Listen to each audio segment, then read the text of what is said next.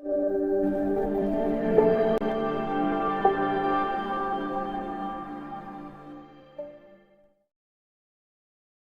हिंद दोस्तों। आज हम भारतीय राज्य व्यवस्था के अंतर्गत चैप्टर 33 का ये पार्ट 2 है हमारा ये वीडियो। इसको हम लोग राज्य विधान मंडल, इसमें हम लोग इसको कंप्लीट कर लेंगे आज जो ये चैप्टर है। देखिए, हम लोग इसमें विधानसभा का गठन वगैरह देखे थे, क्षेत्रीय निर्वाचन क्षेत्र देखे थे, परिषद का गठन कैसा होता है इसको देखे थे, ये सारी चीज़ें हम लोग देखे थे। अब हम लोग देखेंगे कि जो विधान मंडल है और विधान परिषद है, इसका कार्यकाल क्या होता है। देखिए, सबसे पहले हम लोग विधानसभा का कार्यकाल देखते हैं। ये राज्य के अंतर्गत विधानसभा होता है। जो विधान मंडल है ना, जैसे कि हम लोग संसद कहते हैं, वैसे ही राज्य में विधान मंडल बोलते हैं। विधान मंडल के अंदर विधानसभा होता है और विधान परिषद होता है। ठीक है, तो हम लोग इन दोनों के बारे में अभी पढ़ रहे हैं। विधानसभा के बारे में हम लोग सबसे पहले पढ़ रहे हैं। हम लोग विधानसभा का गठन देख लिए हैं, विधान परिषद का गठन देख लिए हैं। अब विधान सभा का कार्यकाल देखेंगे और फिर विधान परिषद का कार्यकाल देखेंगे। तो सबसे पहले हम लोग विधान सभा का हम लोग देख लेते हैं, इसका कार्यकाल किस तरीके से है। देखिए, ये जो होता है ये लोकसभा के समान ही निरंतर नहीं चलता है। ये आम चुनाव के बाद पहली बैठक से लेकर के इसका जो कार्यकाल होता है 5 साल तक होता है। 5 साल के बाद स्वतः ही विघटित हो जाता है और फिर से नया चुनाव होता है और फिर से इसका गठन होता है। तो ये एक तरीके से सतत चलने वाली जो सदन है ये नहीं है। ठीक है, देखिए यहाँ पे समय से पहले भी विघटित किया जा सकता है। हम लोगों को पता है कि ये किस तरीके से होता है। ये विश्वास पे बना रहता है, मंत्रिपरिषद का जो विश्वास है वो बना है तब तक ठीक है, नहीं तो समय से पहले भी विघटित हो सकता है। और विघटित होने की शक्ति, करने की शक्ति किसके पास है? राज्यपाल के पास है। एक चीज और इसमें है राज्य विधानमंडल में, ठीक है, इसमें ये है कि आपातकाल के समय में संसद के द्वारा विधानसभा का कार्यकाल 1 वर्ष के लिए और भी बढ़ाया जा सकता है और एक एक वर्ष करके कितने बार भी बढ़ाया जा सकता है। हम लोग आपातकाल में इसको पढ़े थे, हम लोग जान रहे हैं इस चीज को। लेकिन आपातकाल जब भी खत्म होगा उसके 6 महीने के बाद ही तुरंत इसका फिर से, उससे ज्यादा नहीं बढ़ेगा। 6 महीने के अंदर में क्या होगा, उसके बाद से फिर से नया चुनाव होगा और निर्वाचन होगा। उसके बाद से फिर से विधानसभा का गठन हो जाएगा। देखिए, विधान परिषद का कार्यकाल देखते हैं। विधान परिषद सतत चलने वाली, जैसे कि राज्यसभा चलता है वैसे ये भी सतत चलने वाली सदन है। इसमें क्या होता है कि 1/3 जो सदस्य होते हैं वो प्रत्येक 2 वर्ष में सेवानिवृत्त होते हैं। और इस तरीके से एक ये जो होता है, हर कोई जो सदस्य होता है 6 वर्ष का इसमें उनका पद धारण का एक कार्यकाल होता है। ठीक है, और इसमें एक चीज और है कि खाली पदों को नए चुनाव नामांकन, यानी कि ये राज्यपाल के द्वारा ही होता है। ठीक है, तीसरे वर्ष में प्रारंभ में ही भरे जाता है, यानी कि 3-3 वर्ष में उस तरीके से किया गया है कि हर 3 वर्ष में वो पद खाली होगा, फिर उसको भरा जाएगा। ठीक है, सेवानिवृत्त सदस्य जो है वो फिर से चुनाव लड़ सकता है और फिर से कितने बार भी वो विधान परिषद का सदस्य बन सकता है। इसमें कोई ऐसा बाध्यता नहीं है कि केवल 2 बार ही सदस्य बन सकते हैं। ठीक है, अब हम लोग फिर से देखेंगे यहाँ पे विधानमंडल का योग्यता, यानी कि विधानमंडल का यदि कोई किसी को सदस्य बनना है तो उसके लिए उसकी क्या योग्यता होनी चाहिए, हम लोग यहाँ पर देखेंगे। देखिए, सबसे पहले उसको भारत का नागरिक होना जरूरी है। उसके बाद से उसका जो होना चाहिए 25 वर्ष लगभग उसका जो एज है वो होना चाहिए। वहीं पे विधान परिषद के लिए उसको 30 वर्ष का होना चाहिए, उससे कम नहीं होना चाहिए। देखिए, यहाँ पे जब हम लोग संसद पढ़ रहे थे वहाँ मैं जन प्रतिनिधित्व अधिनियम 1951 बहुत अच्छे से, बहुत डीपली उसको मैं समझाया था।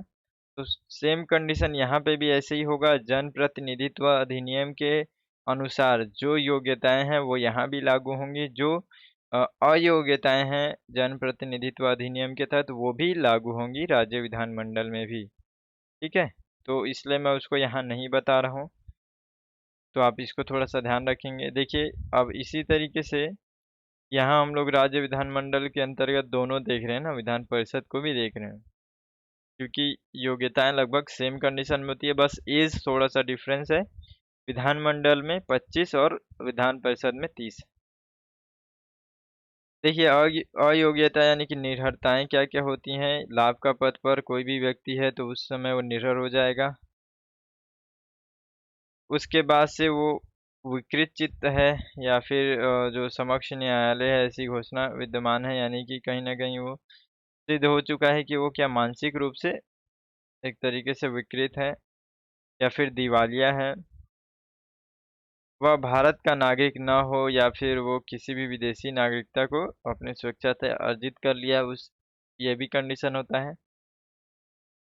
या फिर संसद के द्वारा निर्मित किसी विधि के द्वारा उसके अधीन निर्धारित कर दिया गया हो, कुछ संसद ने कोई कानून बना करके उसको अयोग्य घोषित कर दिया हो, तो ऐसे कंडीशन में भी कोई व्यक्ति क्या होता है, अयोग्य होता है। प्लस इसके साथ आप ये भी जोड़ देना, जन प्रतिनिधित्व अधिनियम 1951 का जो अयोग्यता जो है, जो मैं पढ़ाया था, उसको भी अब थोड़ा सा ध्यान में रखना है और उसको इसमें जोड़ देना है। ठीक है, मैं उसको फिर से बार बार नहीं पढ़ा रहा हूँ, लगभग हम लोग सभी बार बार ही पढ़ रहे हैं, लेकिन हम लोग को पढ़ना जरूरी है। ठीक है,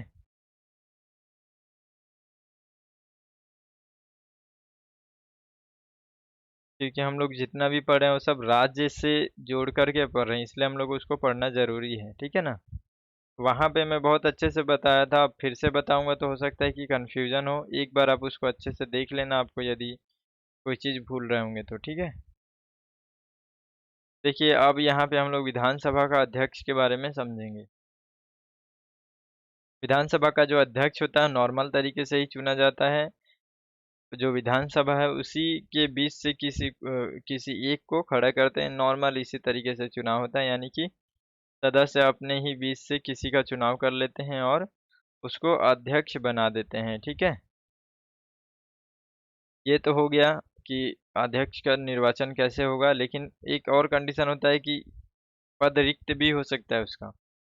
इसमें तीन कंडीशन होता है। देखिए, सबसे पहला एक कंडीशन होता है कि खुद उसका विधानसभा का सदस्यता समाप्त हो जाए, या फिर वो त्याग पत्र दे दे। और त्याग पत्र किसको देगा, जो अध्यक्ष है वो उपाध्यक्ष को त्याग पत्र देगा। ठीक है, उसके बाद से विधानसभा में एक और है कि यहाँ पे क्या होगा कि कुछ सदस्य अपना बहुमत से संकल्प पारित करेंगे और उसको हटाने का प्रयास करेंगे विधानसभा अध्यक्ष को। तो ये तीन कंडीशन है जिसमें विधानसभा अध्यक्ष का पद रिक्त हो सकता है। लेकिन इसके पीछे आपको याद रखना है कि 14 दिन से पहले एक बार सूचना देना, यानी कि 14 दिन पहले ही बताना है कि हम आपको हटाने का प्रयास कर रहे हैं, यानी कि प्रस्ताव पारित करना चाहते हैं, संकल्प। ठीक है, एक नोटिस तरीके से देंगे। तो ये विधानसभा अध्यक्ष हो गया। विधानसभा अध्यक्ष की क्या क्या कार्य एवं शक्तियां होती है उसको देख लेते हैं। देखिए, विधानसभा का अध्यक्ष का सामान्य कार्य, हम लोग को ये चीज अच्छे से पता है कि विधानसभा का अध्यक्ष है, उसका मुख्य कार्य है विधानसभा को अच्छे से चलाना। ठीक है, तो उसको मैनेजमेंट करना।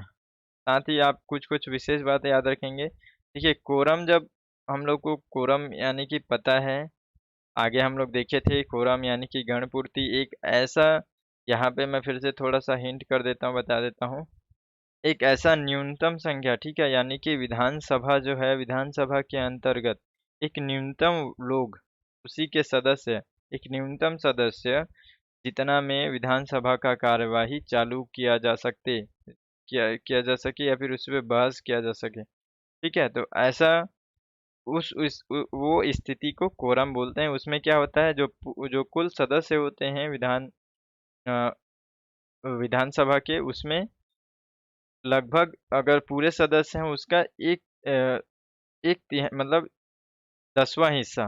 ठीक है, पूरे सदस्य का 10वां हिस्सा जो है वो अगर उतना है तो वो समझ लो कि कोरम पूर्ति है, यानी कि पूरा फुलफिल है कोरम।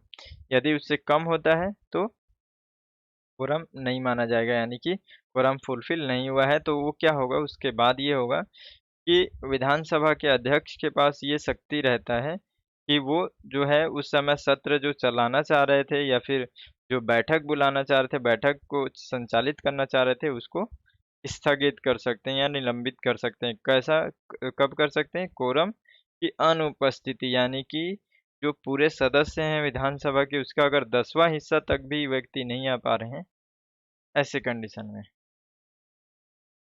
अध्यक्ष का ये भी शक्ति है कि वो निर्णायक मत दे सकता है। निर्णायक मत देने का मतलब ये है कि यहाँ पे अगर किसी भी विचार पे बहस चल रहा है, अब जब उस पे मत देने का समय आता है, तो अगर मान लो कि विधानसभा में 100 लोग हैं, 100 लोगों में से 50 लोगों ने पक्ष में दिया, 50 लोग विपक्ष में दिया, दोनों मत बराबर हो गया।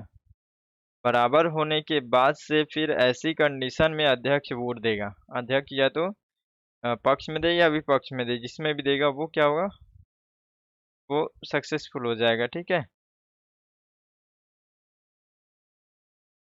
देखिए आगे, वह इस बात का निर्णय करता है कि कोई विधेयक वित्त विधेयक है या नहीं है। ये केवल अधिकार जो है वो अध्यक्ष के पास ही होता है। हम लोग ये सारी चीज़ों को पढ़े हुए हैं। सेम यही कॉन्सेप्ट जो है वो केंद्र में भी हम लोग देखे थे, और जो इसका निर्णय होगा वो अंतिम होता है। ठीक है, 10वीं अनुसूची के संबंध में भी जो अयोग्यता अगर घोषित करता है उसका भी पूरा फैसला अध्यक्ष के पास होता है। उसके बाद से वो विधानसभा के सभी समितियों के अध्यक्ष की नियुक्ति करता है और उनका कार्यों का देख रेख करता है। ठीक है, वह स्वयं कार्य, देखिए यहाँ पे याद रखेंगे कि कार्य मंत्रणा समिति जो होता है उसका, और नियम समिति, सामान्य उद्देश्य समिति का खुद अध्यक्ष भी होता है। ठीक है, कौन, विधानसभा का अध्यक्ष। विधानसभा का उपाध्यक्ष के बारे में भी देख लेते हैं थोड़ा सा। देखिए ये भी सेम ऐसी है, सदस्यों के बीच में से ही चुना जाता है जो उपाध्यक्ष होता है वो। ठीक है, और इसका जो पद का भी जो स्थिति है वो भी सेम ऐसे ही है, प्लस 3 कंडीशन इसमें भी है जब वो पद छोड़ सकता है। पहले कंडीशन, उसका विधानसभा से सदस्यता ही समाप्त हो जाए, या फिर वो अध्यक्ष को इस्तीफा दे दे, या फिर जो सदस्य हैं विधानसभा के वो लोग खुद अ, संकल्प पारित करके उसको हटाने का प्रयास करें। उसके लिए क्या करना पड़ेगा, 14 दिन पहले उसको सूचना देना पड़ेगा। देखिए अध्यक्ष जो है उपाध्यक्ष की अनुपस्थिति में, यानी कि उपाध्यक्ष जो है अध्यक्ष की अनुपस्थिति में कार्य करता है, और उस समय जब वो कार्य करता है तो सारी शक्तियां अध्यक्ष के तरीके से ही होती हैं, हर चीज उसका समान होता है। उसके बाद अब हम लोग देखेंगे थोड़ा सा विधान परिषद के बारे में। देखिए विधान परिषद में भी सेम वैसी कंडीशन होगा, जो निर्वाचन होगा वो क्या होगा, अब यहाँ पे परिषद के ही व्यक्ति अपने ही किसी बीच के एक सदस्य को अध्यक्ष यानी कि सभापति बनाएंगे। सभापति भी 3 मामले में छोड़ सकते हैं। पहला मामला है कि वो क्या है, सदन का सदस्य नहीं रहता, दूसरा वो त्याग पत्र देता है, तीसरा वो उसको सदन से खुद प्रस्ताव पारित करके हटाते हैं इस कंडीशन में। देखिए अब यहाँ पे क्या होगा, जो पीठासीन अधिकारी है के रूप में परिषद के सभापति की शक्तियां एवं कार्य विधानसभा के अध्यक्ष की तरह है, लेकिन एक कंडीशन है, वो क्या है, सभापति को एक विशेष अधिकार प्राप्त नहीं है। वो कौन सा है, वो है धन विधेयक के बारे में। जो वित्त विधेयक है या धन विधेयक है उसका जो निर्णय है, उसका जो फैसला है वो केवल अध्यक्ष के पास होता है, परिषद के सभापति के पास नहीं होता है। अध्यक्ष की तरह सभापति भी वेतन वगैरह सारा चीज़ों का समान रूप से उसको ही प्राप्त होता है, और किससे प्राप्त होता है, संचित निधि से प्राप्त होता है। तो ये विधान परिषद के बारे में भी हम लोग समझ गए। देखिए विधान परिषद के उपसभापति के बारे में देखते हैं। ये भी सेम कंडीशन है, सदस्यों के बीच से चुनाव होता है। पद छोड़ने का 3 इसमें जो मतलब एक 3 तरीके से पद छोड़ सकता है। क्या क्या है, सदस्य नहीं होता है वो, जो परिषद है उसका सदस्यता समाप्त हो जाए तो फिर, या फिर त्याग पत्र दे देता है, या फिर संकल्प पारित करें। देखिए यहाँ भी वही कंडीशन है कि 14 दिन के लिए 14 दिन पहले बताना होगा।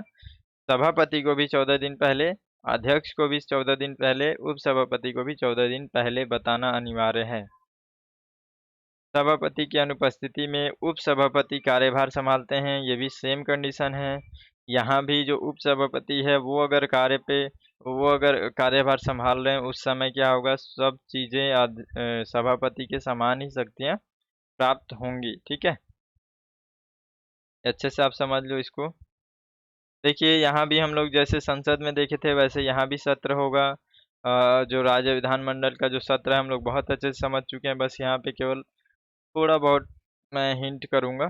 ठीक है, क्योंकि हम लोग को सीक्वेंस में पढ़ना है तो क्या है, दिमाग में थोड़ा सा रिवाइज होते रहे इसलिए। देखिए केवल इधर शब्दावली को ही समझना मेन रहता है। आहूत करना हम लोग को पता है, आहूत करने का मतलब क्या होता है, यहाँ पे क्या होंगे, जो राज्यपाल होंगे वो बैठक को बुलाएंगे, तो इसका मतलब आहूत करना। स्थगन करना, मतलब स्थगन यानी कि एक अनिश्चित समय के लिए केवल उसको थोड़ा देरी के लिए स्थगित कर देना, रोक देना, बस जो सत्र चल रहा है उस सत्र को थोड़ा देरी के लिए जो अध्यक्ष हैं या सभापति हैं वो रोक सकते हैं, बस इतना ही है।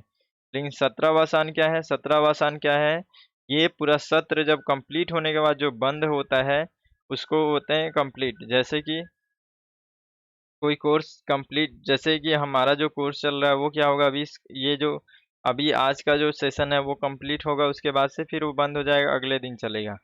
या फिर क्या होगा कि वो बीच में रुक जाएगा, बीच में बंद हो जाएगा, तो बीच में अगर बंद होगा तो स्थगन होगा। यदि ये कोर्स कंप्लीट होने के बाद ये चैप्टर बंद होगा यानी कि 17वां होगा। विघटन का क्या मतलब है, विघटन का मतलब एक तरीके से ये है कि जो भी सेशन चल रहा है, जो सत्र चल रहा है वो पूरी तरीके से समाप्त ही हो गया। वो कंडीशन क्या हुआ यहाँ पे, कंडीशन ये हुआ कि यहाँ जो विधानसभा है वो ही समाप्त हो गई। विघटन इस मामले में होता है, ठीक है ना, ये आपको थोड़ा सा याद रखना है। एक कंडीशन यहाँ पे हम लोग ये भी देखे थे कि जब कोई जो विधानसभा है या फिर हम लोग केंद्र के बारे में जब पढ़ रहे थे बहुत अच्छे से, उस समय डिटेल्स में पढ़े थे कि जब लोकसभा विघटित होता है तब विधेयक का कौन कौन सा स्थिति होता है। यहाँ भी सेम कंडीशन यहाँ पे ऐसे ही रहेगा कि विधानसभा जब विघटित होगा तो विधेयक की क्या क्या स्थिति होगी। मैं थोड़ा सा यहाँ पे हिंट कर रहा हूँ। अगर कोई विधेयक है जो कि विधानसभा से पारित होकर के विधान परिषद में गया है, देखिए लॉजिक इसमें याद रखेंगे आप कि विधानसभा से कोई भी, विधानसभा से किसी भी चीज़ को शुरू किए और वो केवल विधान परिषद तक गया तो ऐसा कोई भी विधेयक है वो पारित नहीं होगा, क्या हो जाएगा, खारिज हो जाएगा। ठीक है। दूसरा कंडीशन, यदि वो चीज़ राज्यपाल के पास चला गया है या राष्ट्रपति के लिए सुरक्षित सुरक्षित है, वो भी किसी भी कंडीशन में वो समाप्त नहीं होगा। ठीक है ना। अगर राज्यपाल जुड़े हुए हैं, राष्ट्रपति जुड़े हुए हों, ऐसा कोई भी विधेयक किसी भी हालत में समाप्त नहीं होगा। ठीक है, ये आपको याद में रखना है।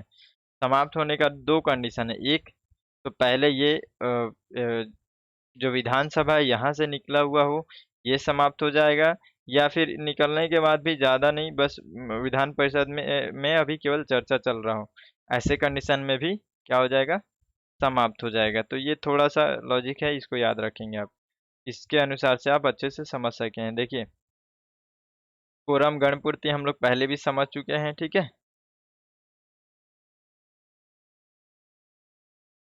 देखिए अब हम लोग लास्ट में थोड़ा सा ये देखेंगे कि जो विधान परिषद का है, विधानसभा से थोड़ा सा असमानताएं होती हैं क्या क्या कंडीशन में, उसको हम लोग थोड़ा सा देखेंगे यहाँ पे। ठीक है।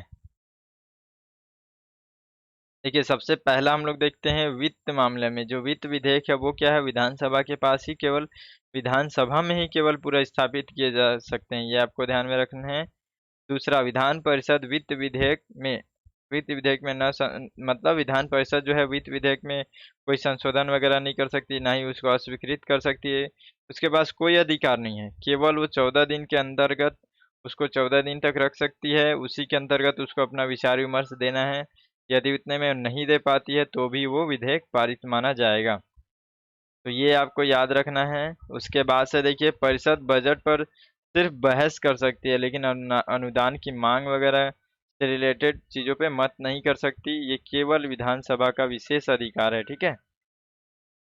उसके बाद से परिषद जो है वो अविश्वास प्रस्ताव पारित नहीं कर सकती। क्यों नहीं कर सकती, हम लोग जानते हैं, क्योंकि विधानसभा में जो मंत्री परिषद होता है उसका सामूहिक जो जिम्मेदारी होता है वो केवल विधानसभा में ही होता है, तो इसलिए आपको ये याद रखना है। देखिए लेकिन यहाँ पे परिषद क्या है, राज्यपाल के प्रतिक्रियाओं और नीतियों पर बहस या आलोचना कर सकती है। उसके बाद इसमें देखेंगे कि परिषद भारत के राष्ट्रपति और राज्यपाल में और राष्ट्रपति और राज्यसभा में राज्य के, देखिए यहाँ पे राज्य के प्रतिनिधि चुनने में जो मतलब यहाँ पे ये बोला जा रहा है कि जो राष्ट्रपति का हम लोग चुनाव जब हम लोग देखे थे उस समय हम लोग ने ये देखा था कि जो विधान राज्यों के जितने भी विधान परिषद हैं वो कभी भी भाग नहीं लेते हैं। तो ये आपको थोड़ा सा ध्यान में रखना, ये भी एक क्या है नेगेटिव पॉइंट है विधान परिषद के बारे में।